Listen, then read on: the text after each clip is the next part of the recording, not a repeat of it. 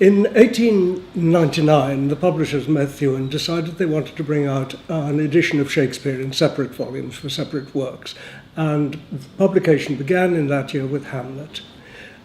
2 or 3 years into the project, they hit on a name for the series. That name was Arden, felicitously because it was the maiden name of Shakespeare's mother, as well as the name of the Forest of Arden in As You Like It. The name stuck.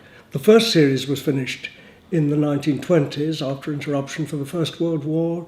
A second series began after the Second World War in the 1940s, which in turn finished in the 1980s. The first series was a general reader's informative, intelligent Shakespeare.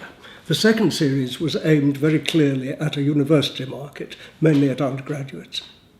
In the 1980s, the decision was taken to start a third series, and that was where I came in.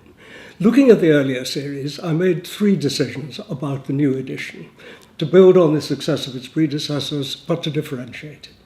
The first was that we would be very thorough about modernising the language of Shakespeare's plays, language which originates from a period of very rapid linguistic change in England, and also from the early days of play printing in England.